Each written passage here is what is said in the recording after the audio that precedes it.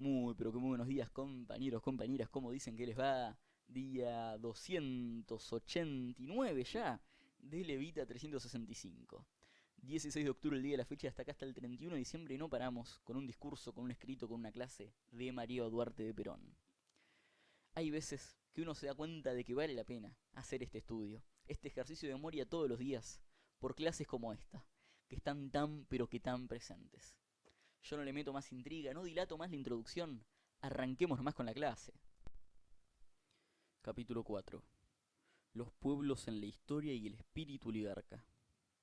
En mis clases anteriores he hablado de la historia universal, refiriéndome a las dos historias, la de las masas en su afán por convertirse en pueblo, y la historia de los grandes hombres hasta llegar a Perón. Aquí nos hemos detenido, como quien se detiene luego de haber recorrido la noche, contemplando en las estrellas la aurora que luego llega con el sol. Recorrimos la historia de las masas en su afán por convertirse en pueblos, o sea, en sus luchas de superación hasta llegar al 17 de octubre, que tal vez es la historia más formidable de un pueblo defendiendo su propio destino. ¿Qué es el pueblo para un peronista? Yo creía que había agotado el tema en la clase anterior, y había dispuesto a hablar hoy de la historia del capitalismo, pensando que así, por contraste de luz y sombra, nos entenderíamos mejor y entenderíamos mejor el peronismo. Pero meditando el tema de mi última clase, advertí que todavía no había terminado y que quedaban muchos puntos para mí de fundamental importancia. No quiero dejar de insistir sobre el tema de las masas y de los pueblos, de su rol en la historia, porque para mí quien no entienda y sienta bien lo que es el pueblo, no podrá jamás ser un auténtico peronista. Yo siempre digo que los tres grandes amores de un peronista son el pueblo, Perón y la patria. Y vean ustedes si un peronista puede ser peronista sin tener estos tres grandes amores, tal como lo siento yo, y no solamente como una linda palabra. El amor es sacrificio, y aunque parezca esto el título de una novela sentimental, es una verdad grande como el mundo y como la historia. No hay amor sin sacrificio, pero nadie se sacrifica por algo que no quiera, y nadie quiere algo que no conoce. Nosotros decimos muchas veces que estamos dispuestos a morir por el pueblo, por la patria y por Perón. Pero cuando llegue el momento, si llega y no seamos traidores, desleales y vendepatrias, tendremos que sentir verdaderamente esos tres grandes amores, y por eso debemos conocerlos íntima y profundamente. Es necesario conocer, sentir y servir al pueblo para ser un buen peronista. Hay muchos peronistas que creen que con gritar que son peronistas ya lo son, pero nosotros queremos peronistas prácticos y no teóricos. Es urgente que insistamos dentro de nuestro movimiento en la necesidad que tenemos que hacer conocer y amar al pueblo, y ustedes verán más adelante por qué es urgente y más en nuestro movimiento.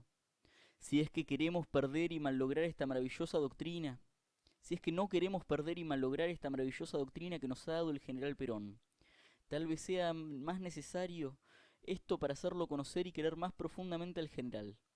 El general tiene una grandeza espiritual tan extraordinaria, que está siempre muy presente en nuestros sentimientos y en nuestro corazón. Pero mucho me temo que no suceda lo mismo con el pueblo, que a veces pienso que no todos los peronistas me entienden y me creen cuando yo digo que Perón es el pueblo.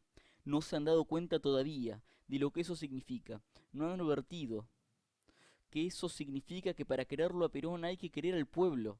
No se puede ser peronista sin conocer, sin sentir y sin querer al pueblo, pero quererlo profundamente, y sobre todo servir la causa del pueblo. Un peronista que no conozca, que no sienta o que no sirva al pueblo, para mí no es peronista. Yo voy a demostrar en esta clase de hoy que la mejor manera de conocer si un peronista es verdaderamente peronista consiste en establecer si tiene un concepto peronista de lo que es el pueblo, si se siente el mismo parte del pueblo y no tiene ambiciones de privilegios, si sirve lealmente al pueblo. Ustedes dirán que en lugar de dar mi clase de historia del peronismo yo estoy dictando más bien moral peronista. No es eso. Había dicho en la clase anterior que iba a hablar del capitalismo, pero creí que era necesario primero dar una clase sobre ética peronista, y especialmente sobre oligarquía, para después pasar al capitalismo. Para no ser oligarcas, sino buenos peronistas, tenemos que basarnos en un amor profundo por el pueblo y por Perón, sustentado en valores espirituales y en un gran espíritu de sacrificio y de renunciamiento, no proclamados sino hondamente sentidos. Todas estas cosas no las digo porque sí, ni porque me gusta el tema. Ustedes saben que decir la verdad me ha costado muchos dolores de cabeza, y puedo decir con orgullo que nunca he sido desleal con los que han sido leales con Perón. Pero también puedo decir con orgullo que jamás he mantenido amistad en un círculo ni en un grupo, ni nada más, sino nada más que hacia la lealtad, y la lealtad no me compromete, nada más, que mientras se es leal a Perón, que es ser leal al pueblo y al movimiento.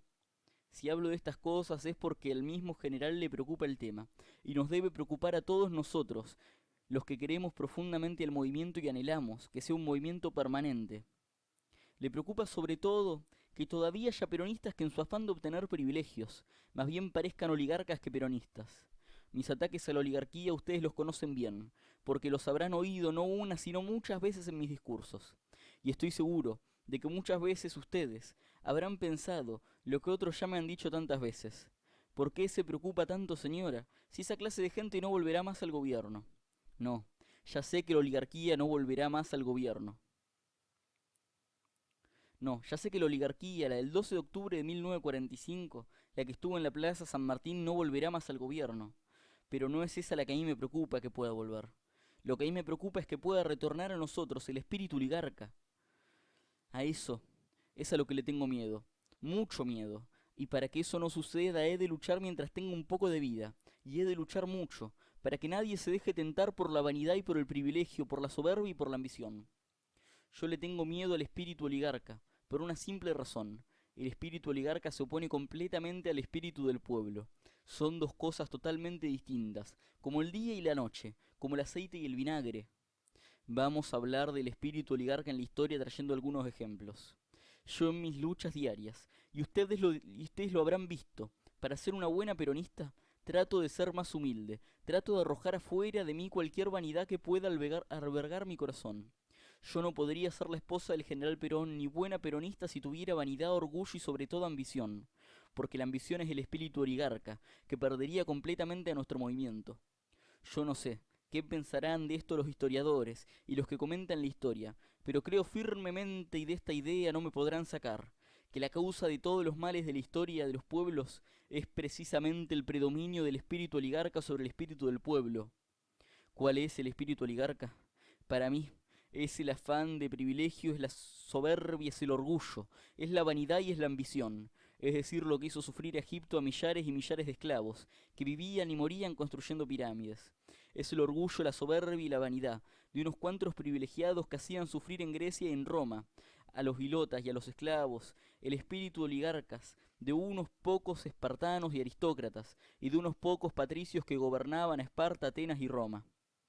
El sufrimiento de millones y millones de hindúes se debió al orgullo de sectas dominantes. El dolor de la Edad Media se debió a la soberbia de los señores feudales, de los reyes y de los emperadores ambiciosos, que sólo pensaban en dominar a sus semejantes.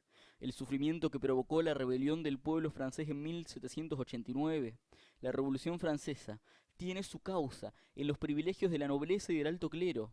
La Rusia de los zares, que hizo nacer en el mundo la revolución comunista, es otra expresión más de los sufrimientos que ha provocado el espíritu oligarca, la vanidad, la ambición, el egoísmo y el orgullo de unos pocos, aplastando las masas.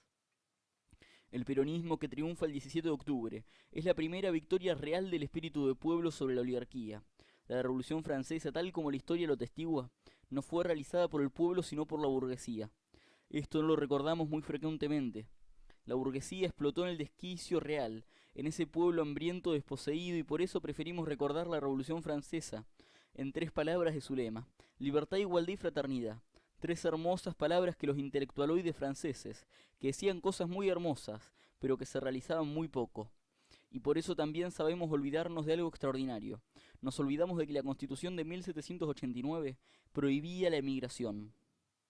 Perdón, prohibía la agremiación. ¿Puede una revolución del pueblo cuando dicte una constitución prohibiendo la agremiación? El pueblo siguió a la burguesía, pero ésta no respondió honrada y lealmente a ese pueblo, que se jugó la vida en la calle. Ellos no hacen lo que ellos quieren, sino lo que el pueblo tiene que hacer. Ellos no hacen lo que el pueblo quiere, sino que el pueblo tiene que hacer lo que ellos quieren. Creo que hay una pequeña diferencia. Tan oligárquico es el sistema feudal como el absolutismo de los reyes, como el sistema de la casta que imperó en nuestro país, sistema cerrado con la Yale de los apellidos ilustres, que nosotros conocemos. Tanto más ilustres esos apellidos, tanto más dinero tenían en el banco. Tan oligárquico es el sistema capitalista que domina desde Wall Street como el sistema imperante en Rusia. Por ello afirmo que el peronismo triunfante del 17 de octubre es una victoria del auténtico pueblo sobre la oligarquía. Y para que esa victoria no se pierda, como se perdió la Revolución Francesa y la Revolución Rusa, es necesario que los dirigentes del movimiento peronista no se dejen influir por el espíritu oligarca. Es necesario para ello que todas esas cosas que decimos no caigan al vacío. Yo a veces observo cuando se dicen cosas importantísimas, nos aplauden. Sí tenemos razón, pero en la práctica hacen esos mismos que aplaudieron todo lo contrario. Hay que aplaudir y gritar menos y actuar más. Claro que hay que decir esto. Cuando lo digo hablo en general. Nuestro movimiento es muy serio, porque tenemos un hombre, el general Perón, que está quemando su vida por legarnos consolidada su doctrina y por entregarnos y depositar en nuestras manos la bandera justicialista y una patria socialmente justa, económicamente libre y políticamente soberana. Eso era para nosotros un sueño. Era un sueño para los argentinos pensar que algún día, en nuestro país, un hombre con sentido patriótico, un hombre extraordinario y sobre todo con gran valentía pudiera anunciarlo y realizarlo. Pero es que hay que reconocer que el hombre que ha creado esa doctrina y que ha realizado esa obra tan extraordinaria es un hombre de unos valores morales extraordinarios. Nosotros vemos en Perón a la humildad de un hombre sencillo, a un hombre que no es vanidoso ni orgulloso, a un hombre que siente alergia por los privilegios. Entonces nosotros lo queremos a Perón, tratamos de acercarnos, tratamos de igualarnos a él, tratamos de sentirnos humildes, de no ser ambiciosos, de no sentir orgullo ni vanidad. En esto es en lo único en lo que podemos tratar de igualarnos a Perón. Y si lo logramos, habremos desterrado del peronismo el peligroso espíritu oligarca, que de lo contrario terminará con nosotros. Perón ha venido a implantar otra casta. Él ha venido a dignificar al pueblo para que sea soberano y gobierne. Por eso nosotros tenemos que sentirnos humildes y consultar al pueblo en todo, pero consultarlo también en su humildad. No sentimos cuando el movimiento nos llama a una función importante, no sentirnos cuando el movimiento nos llama a una función importantes ni poderosos. A mí me preocupa extraordinariamente esta cuestión. He tenido una gran desilusión con gente que apareció cuando la he visto amanecerse como pavos reales, cuando se han visto importantes.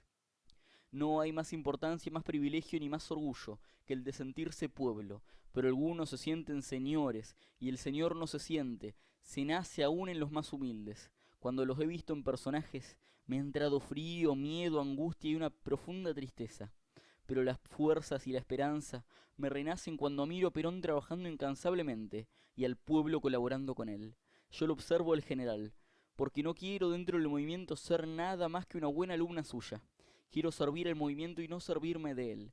Si actuáramos así siempre, la humanidad sería más feliz y nosotros seríamos mucho más útiles a los pueblos. El general Perón es humilde a pesar de todo su poder, y no hablo de poder por ser el presidente de la República, sino por su poder espiritual, porque él es mucho más poderoso que por sus títulos, sus galones y sus derechos, porque reina sobre el corazón de millones de argentinos. Yo lo he visto al general, no con ese empaque de humildad fingida que a veces ustedes advierten en algunos hombres en los pequeños detalles, más que en los grandes, que es el teatro que hacen muchos políticos, que aparecen como humildes para que los vea un grupo, pero que en el fondo son déspotas soberbios, vanidosos y fríos. A Perón, en cambio, que ha hecho obras extraordinarias, lo veo todas las mañanas llegar a casa de gobierno, para dar un ejemplo, porque como decía Napoleón, un ejemplo lo aclara todo. Tocar el timbre y decir siempre a la ordenanza que acude, buenos días, hijo, ¿quiere hacer el favor de traerme un cafecito? Y cuando se lo trae, así esté con un embajador, con un ministro, con quien sea, se lo agradece. Pero eso es normal en él, le sale de adentro. Eso no es teatro, le sale del corazón. Y yo quiero entonces si todos los peronistas fuésemos capaces de hacer otro tanto. No podemos tener el privilegio de ser genios grandes como Perón, pero sí podemos proponernos ser buenos como él. La gente se olvida muy fácilmente del pueblo, y nosotros los peronistas, que decimos que queremos a Perón, que amamos profundamente su figura, su nombre, su doctrina y su movimiento, No podemos ni debemos jamás olvidar al pueblo, porque si no traicionamos a Perón, traicionamos su preocupación más grande. No olviden que Perón trabaja, lucha y sueña y se sacrifica por un ideal, su pueblo. Algunos peronistas no nos damos cuenta de todo lo que somos, se lo debemos a Perón y al pueblo, y a veces nos creemos que llegamos por nosotros mismos, nos consideramos importantes e insustituibles, y hasta nos creemos directores de orquesta. ¿De qué orquesta somos directores? La humildad debe ser una de nuestras grandes preocupaciones, como la bondad, la falta de vanidad y la ausencia de ambición. No debemos tener más que una sola ambición, la de desempeñar bien nuestro cargo dentro del movimiento. Dijo el general Perón hace unos días, no son los cargos los que dignifican a los hombres, son los hombres los que dignifican los cargos. Nosotros debemos aspirar a ocupar un cargo de lucha, no importa cuál fuere, pero cumplirlo honradamente, con espíritu de sacrificio y de renunciamiento, que nos haga ante nuestros compañeros dignos del movimiento, y nos eleve en la consideración de todos. Así cumpliremos con el pueblo y con el movimiento. No nos olvidemos del hombre, que trabaja de diana hasta ponerse el sol para construir la felicidad de todo el pueblo argentino y la grandeza de la nación. Nosotros, bajo su sombra maravillosa, no debemos amargar sus sueños de patriota con ambiciones mezquinas y desmesuradas, como la de algunos peronistas, que ya se creen dirigentes importantes. La característica exclusiva del peronismo, lo que no ha hecho hasta ahora ningún otro sistema, es la de servir al pueblo, y además la de obedecerlo. Cuando en cada 17 de octubre Perón pregunta al pueblo si está satisfecho de su gobierno, tal vez por tenerlo a Perón demasiado cerca y no nos detenemos a pensar en las cosas tan grandes a que nos tiene acostumbrados, algo que no pasa en la humanidad. Cuando algún gobernante alguna vez en el mundo, una vez al año reúne a su pueblo para preguntarle si está conforme con su gobierno. Cuando algún gobernante del mundo dijo que no hará sino lo que el pueblo quiera. En cambio Perón puede hablar porque tiene su corazón puesto al corazón del pueblo. La actitud argentina del general Perón en la conferencia de cancilleres. No saldrán tropas al exterior sin consultar previamente al pueblo. No se ha visto nunca en el mundo. ¿Cuándo algún gobernante ha preguntado, antes de enviar tropas al exterior, si el pueblo está conforme? Nunca lo han hecho, porque cuando han querido han enviado las tropas en nombre del pueblo sin consultarlo jamás. Estos tres ejemplos nos demuestran la grandeza de Perón, la honradez de sus procedimientos, el amor profundo y entrañable que él siente por el pueblo y su respeto por el soberano, que de soberano no tenía hasta Perón más que el nombre porque jamás fue respetado. Eso lo hace el general Perón. Y si él lo hace tratando de ocultar las inquietudes del pueblo, como nosotros los peronistas que lo acompañamos y pretendemos ayudarlo, no vamos a extremar nuestras energías y nuestro esfuerzo para acercarnos a él en el deseo de servir leal, honrada y humildemente. Ese debe ser un deber de los peronistas. Nosotros debemos pensar siempre que el general Perón respeta al pueblo no solo en las cuestiones fundamentales, sino también en las pequeñas. Dije yo los otros días que la masa no hace más que sentir. Por eso los totalitarismos, sean fascistas o comunistas, organizan al pueblo como un militar adiestra al soldado, para que éste sirva mejor a la patria. Perón, en cambio, favorece la agremiación y la organización del pueblo, para que el pueblo sirva al peronismo. Si no, no para que el pueblo sirva al peronismo, sino para que el peronismo pueda servir mejor al pueblo. Entre lo cual hay una gran diferencia. A fin de que el pueblo conserve y conquiste sus derechos, Perón trata al pueblo no como un militar a sus soldados, sino como un padre a sus hijos. Lo que hace Perón sirviendo al pueblo, debemos hacerlo nosotros cada día más. Yo quisiera que a esta clase y a este ferviente deseo mío, ustedes la tengan siempre muy presente en su corazón y en su mente, para tratar todos los días de inculcarla a los peronistas y nosotros mismos, adoptarla en nuestros procedimientos. Así nos sentiremos más tranquilos en nuestra conciencia de peronistas, de argentinos, de mujeres y de hombres del pueblo. Nuestra consigna debe ser la de servir al pueblo y no servir a nuestro egoísmo, que en el fondo todos tenemos, ni nuestra ambición, porque eso sería tener lo que yo llamo espíritu oligarca. Vamos a dar un ejemplo de espíritu oligarca, aunque ya he dado muchos. El funcionario que se sirve de su cargo es oligarca, no sirve al pueblo, sino a la vanidad, a su orgullo, a su egoísmo y a su ambición. Los dirigentes peronistas que forman círculos personales sirven a su egoísmo y a su desmesurada ambición. Para mí esos no son peronistas, son oligarcas, son ídolos de barro, porque el pueblo los desprecia ignorándolos y a veces hasta compadeciéndolos. La oligarquía del 17 de octubre, la que derrotamos ese día, para mí está muerta. Por eso le tengo más miedo a la oligarquía que pueda estar dentro de nosotros, que a esa que vencimos el 17 de octubre, porque aquella ya la combatimos, la arrollamos y la vencimos, en tanto que puede nacer cada día entre nosotros. Por eso los peronistas debemos tratar de ser soldados para matar y aplastar esa oligarquía, donde quiera que nazca. Nosotros decimos con Perón que no queremos ni reconocemos nada más que una sola clase de hombres, los que trabajan. Esto quiere decir que para nosotros no existe más que una sola clase de argentinos, la que constituye el pueblo, y el pueblo es auténticamente trabajador. ¿Qué diferencia hay entre esta nueva clase y la clase oligárquica que gobernó hasta 1983? Es muy fácil explicarlo. La oligarquía era una clase cerrada, o sea, como lo dije anteriormente, una casta. Nadie podía entrar a ella, el gobierno les pertenecía, como si nadie más que la oligarquía pudiese gobernar el país. En realidad, como como que a ellos los dominaba el espíritu de la oligarquía, que es egoísta, orgulloso, soberbio y vanidoso. Todos estos defectos y malas cualidades los llevaron poco a poco a los peores extremos, y terminaron vendiendo todo, hasta la patria con tal de seguir aparentando riqueza y poder.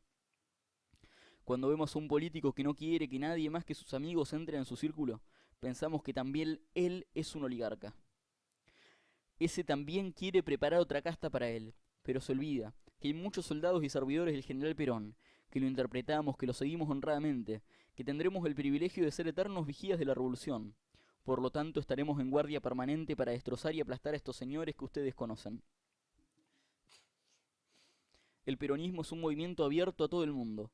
Ustedes ven, a cualquiera que llegue a mí, sea un dirigente de esto o de lo otro, siempre le digo que él para mí no es más que un dirigente de Perón. Cuando me dicen que fulano es un dirigente que responde a Mengano Sutano, pienso que no es un buen dirigente sino un sinvergüenza, porque bajo el lema justicialista, el pueblo y la patria, todo, el pueblo y la patria toda constituyen una gran familia, en la que todos nos sentimos iguales, felices y contentos, respondiendo solo a Perón.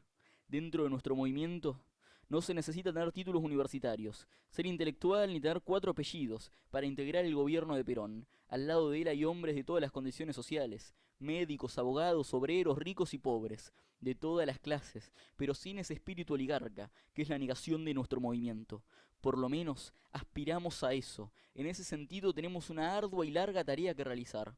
Cualquier peronista puede llegar a ocupar los más altos cargos dentro de nuestro movimiento. Si trabaja honradamente, puede aspirar a cualquiera. Y en ese sentido, debemos tener en cuenta una frase del general Perón, que se debería grabar en el corazón de todos los peronistas. Sean todos artífices del destino común, pero ningún instrumento de la ambición de nadie. Aquí no se necesitan padrinos. Aquí lo único que se valoriza es el sacrificio, la eficacia y el trabajo. Yo siempre he sentido alegría por los recomendados. Siempre los he atendido bien y les he solucionado el asunto. Pero siempre me ha dado una profunda pena que esas personas ignoren que no necesitan de la recomendación. En nuestro movimiento no hay más recomendación que la de ser peronista. Por eso cualquier peronista, por humilde que sea, puede aspirar, como ya lo he dicho, a los más altos cargos, con solo tratar de interpretar las inquietudes del general Perón. Esto es fundamental, para que nosotros podamos formar un movimiento permanente, consolidado en el espacio y en el tiempo. Nuestro movimiento es el más profundo y maravilloso de todos, porque tiene una doctrina perfecta y un conductor genial como el general Perón. Yo que he tenido la debilidad de estudiar profundamente a todos los grandes de la historia, y ustedes, como lo habrán hecho, tanto como yo, sabemos que en todos los grandes hombres hay errores y defectos, que se le perdonan porque son genios, y a los genios se les perdona todo, pero a veces a los argentinos nos parece mentira. Perón es un genio que no tiene defectos, y si tuviera uno sería solo tener demasiado corazón, que sería el más sublime de todos los defectos, ya que Cristo perdonó por su gran corazón a quienes lo crucificaron. Nosotros debemos pensar en eso, en la grandeza, en las virtudes y en las condiciones morales del general Perón, sobre todo en su humildad, que es lo que lo hace más grande. Deberíamos nosotros elevar todos los días nuestra mirada y nuestro recuerdo hacia la figura patricia del general Perón. Seríamos entonces cada día más buenos, y al acostarnos deberíamos realizar un balance de lo que hemos hecho, y ver si hemos tratado bien a un compañero, si hemos servido honradamente al pueblo, y si hemos cumplido con humildad, con desinterés y con sacrificio nuestra labor. Entonces nos podremos acostar tranquilos, porque hemos cumplido con la patria, con Perón y con el pueblo. Yo he pretendido que mi despacho sea lo más popular y lo más descamisado, no en sus paredes, porque nosotros no nos vestimos de harapos para recibir al pueblo, sino que nos vestimos de gala, para recibirlo, con los mejores honores que se merece, pero si descamisados por el cariño y el corazón, pero sí, descamisados por el cariño, el corazón, la humildad y el espíritu de sacrificio y de renunciamiento. A veces me parece que estos no son suficientemente grandes como para merecer yo ser la esposa del general Perón, pero pienso que no puedo asemejarme al general, porque el general hay uno solo. Pero trato, por lo menos, de merecer el cariño y la consideración del general y de los peronistas, trabajando con un gran espíritu de desinterés, de sacrificio, de renunciamiento y de amor.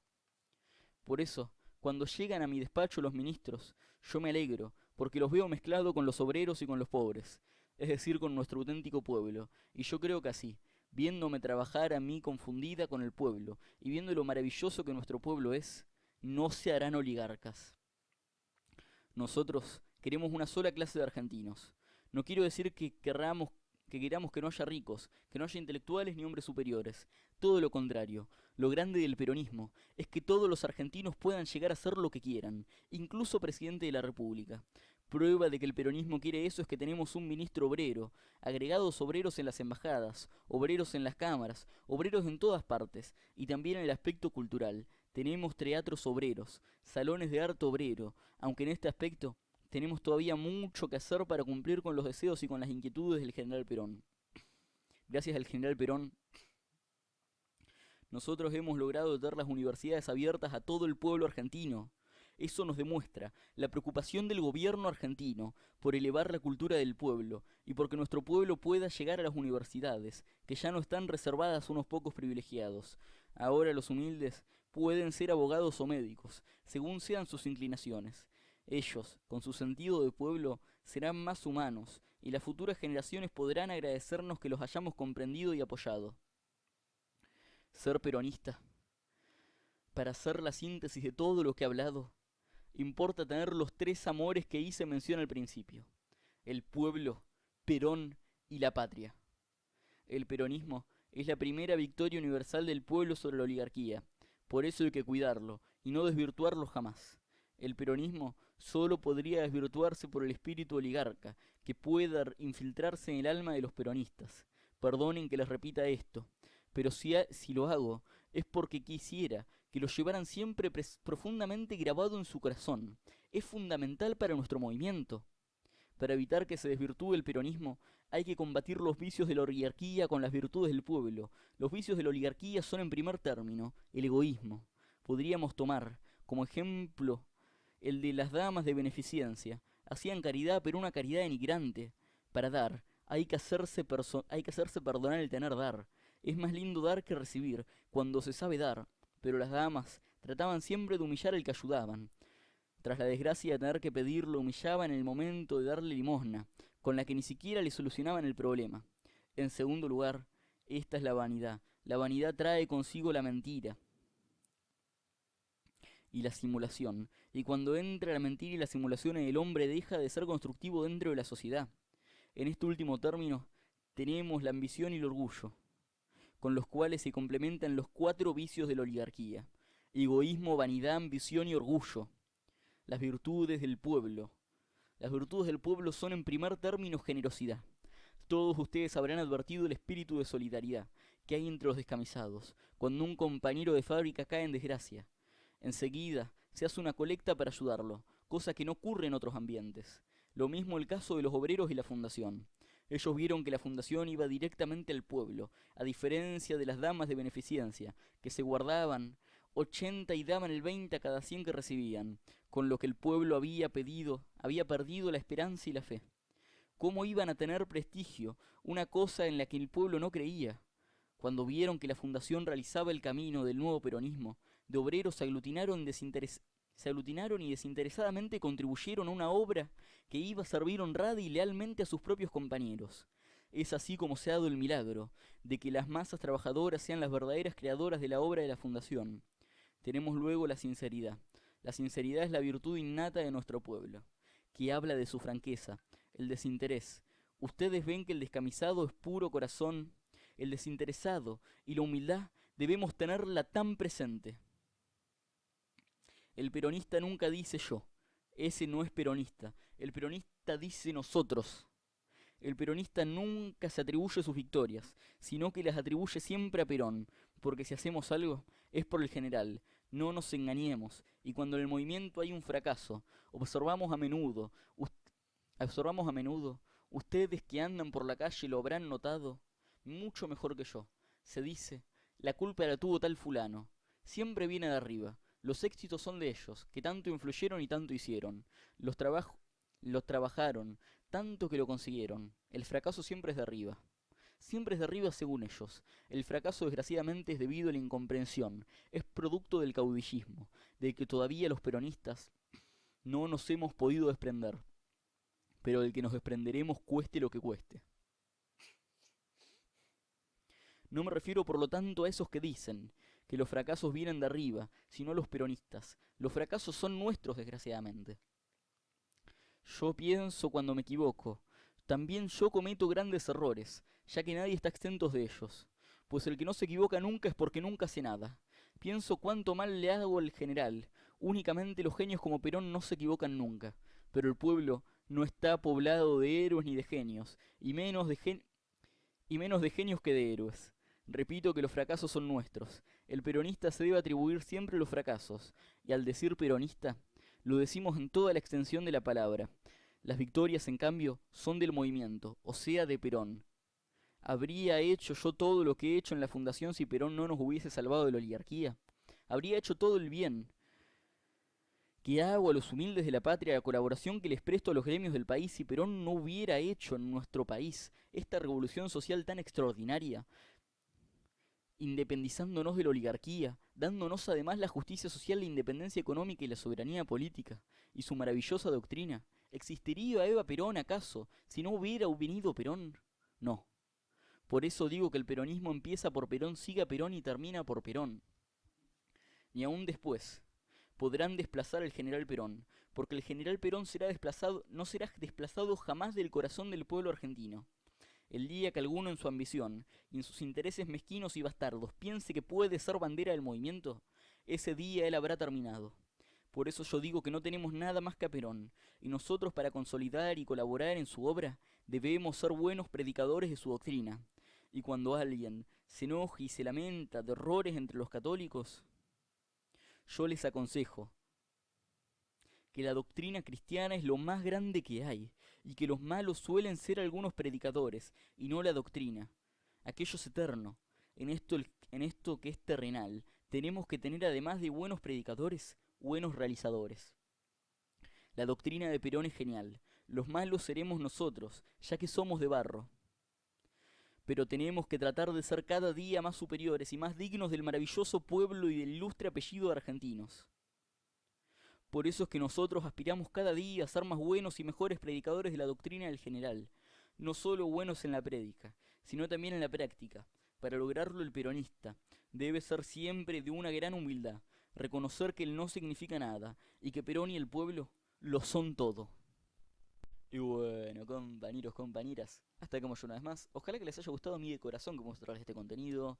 Como siempre, agradecerles a todos los que nos apoyan, sea con un me gusta, un comentario, una suscribida, nos hacen el aguante. Defienden este espacio que le dice no a la idea de que la política virtual tiene que ser chicana, burla y violencia, para elevar en cambio la idea del aprendizaje colectivo. Clases como la de hoy, que mantienen semejante vigencia, que parece que nos hablan a los militantes de la actualidad, son la que hacen que este ejercicio de memoria que realizamos todos los días valga la pena. Por eso, y porque al hacerlo estamos cumpliendo con ese último pedido que nos dejó Evita en su último 17 de octubre, el de agarrar su nombre y llevarlo como bandera hacia la victoria, es que estuvimos ayer, es que estamos hoy y es que estaremos mañana con otra clase. Porque mañana, compañeros, es mejor.